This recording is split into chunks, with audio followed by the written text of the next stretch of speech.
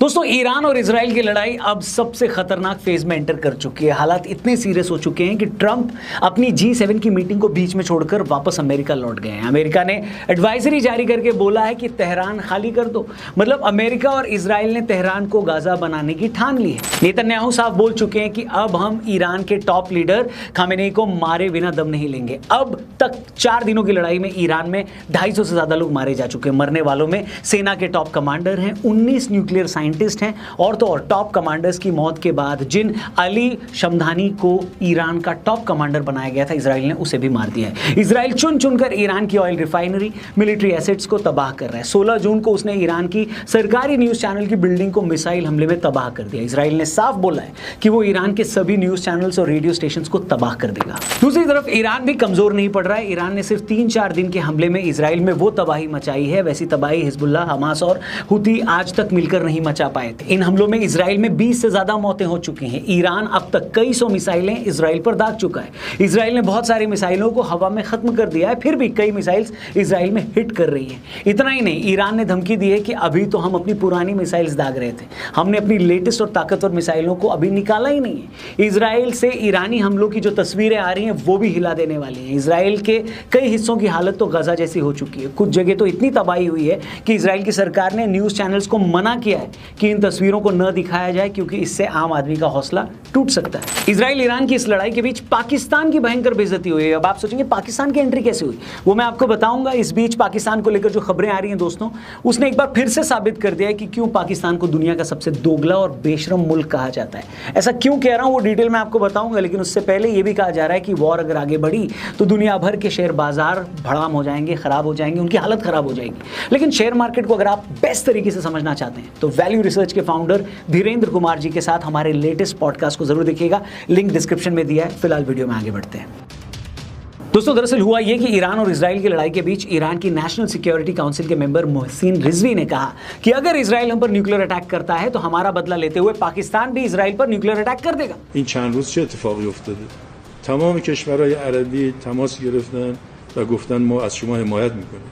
پاکستان अब जैसे ये खबर सामने आई तो पूरी दुनिया में हड़कंप मच गया, क्योंकि पाकिस्तान पर तो पहले ही कोई भरोसा नहीं करता। भुट्टो से लेकर आज तक के पाकिस्तान के कई हुक्मरान साफ तौर पर बोल चुके हैं कि पाकिस्तान के पास जो न्यूक्लियर बॉम्ब है ये पूरी दुनिया के इस्लामिक वर्ल्ड का न्यूक्लियर बॉम्ब है। इसलिए जब ईरान ने ऐसा स्टेटमेंट दिया तो दुनिया को यही लगा कि ईरान का एक फौजी अधिकारी अगर ऐसा बोल रहा है तो इसका मतलब जरूर है कि पाकिस्तान ने ही उसे ऐसा अश्योरेंस दिया होगा।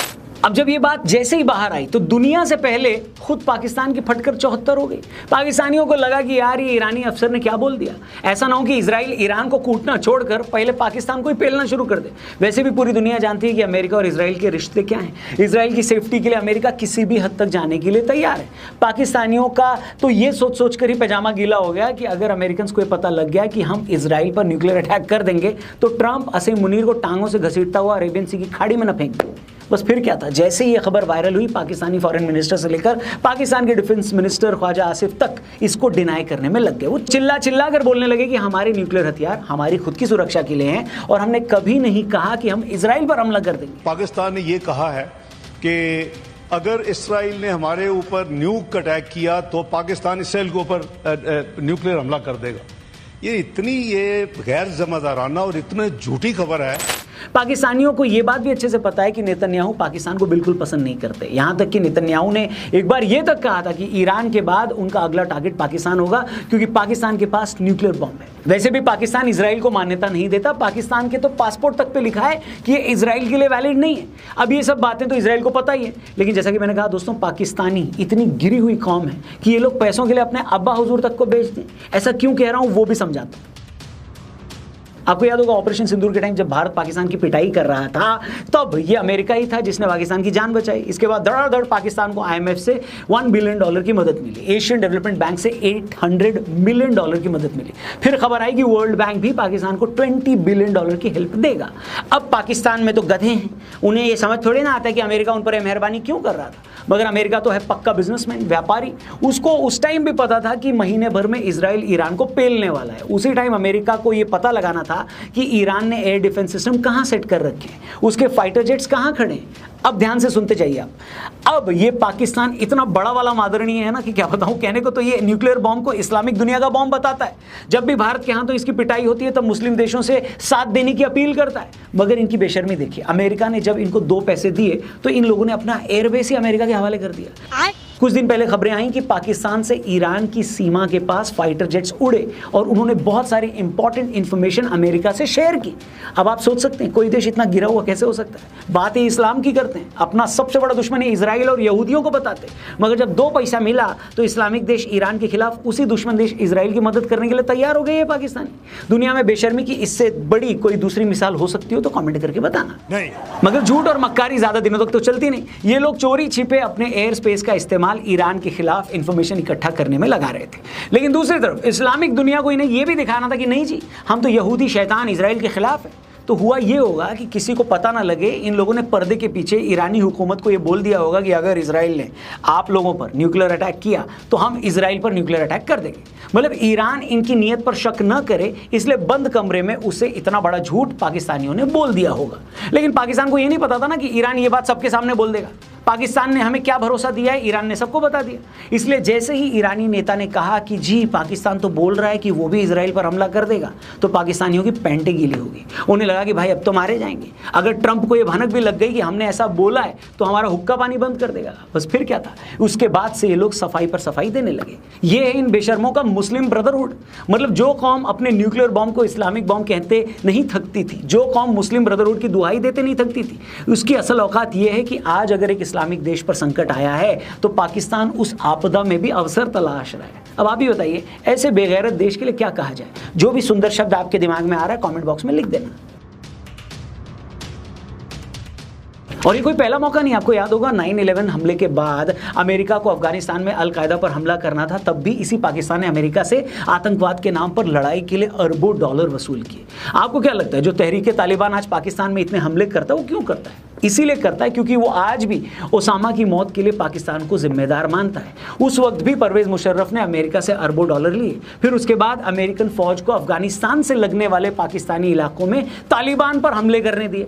पाकिस्तान ने अमेरिकन फौज को अपने एयरबेस का इस्तेमाल भी करने दिया। मतलब आप देखिए ये पाकिस्तानी जब देखो अपनी सड़कों पर अमेरिका के झंडे जलाते हैं, लेकिन जब भी भीख लेने की बात आती है तो डॉलर के लिए इस्लाम को धोखा देने के लिए भी तैयार हो जाते हैं। 2001 में इन्हीं पाकिस्तानियों ने अमेरिकन डॉलर के लालच में तालिबान भाइयों को धोखा दिया। अमेरिका के हाथों हजारों बेगुनाह अफगान मारे गए और आज फिर से ये डॉलर के बदले ईरानियों की पीठ में छुरा घोंप रहे। पाकिस्तान ने 2001 में भी अमेरिकन के साथ डबल गेम खेला था। वो ऊपर से अमेरिकन का साथ देने का दिखावा कर रहे थे, उसके बदले पैसे भी लेते थे और पीठ पीछे ओसामा जैसे को एबटाबाद में छिपा कर भी रखा था। आपको ये जानकर हैरानी होगी दोस्तों कि जब अमेरिका ने ओसामा को मारने के लिए ऑपरेशन किया था तब उस ऑपरेशन की जानकारी खुद पाकिस्तानी गवर्नमेंट और पाकिस्तानी आर्मी को नहीं दी थी, क्योंकि उन्हें भी पता था कि अगर हमने पाकिस्तानियों को इसके बारे में बता दिया तो इन्फॉर्मेशन लीक हो जाएगी। और ये हालत तब थी जब अमेरिका ने उस दौरान $40 बिलियन के आसपास पैसा पाकिस्तान को टेररिज्म के खिलाफ लड़ाई के नाम पर दिया था। एक और कड़वी रियलिटी बताता हूं दोस्तों, ये मुस्लिम राष्ट्र चाहे जितना भी उम्मा फैक्टर की बात कर लें, लेकिन इनमें से किसी की भी आपस में नहीं बनती। पाकिस्तान और ईरान को ही ले लो, ऊपर से दोनों भले ही भाईचारे की कितनी भी बातें करें, लेकिन सबको पता है कि पाकिस्तान एक सुन्नी बहुल देश है और ईरान शिया बहुल।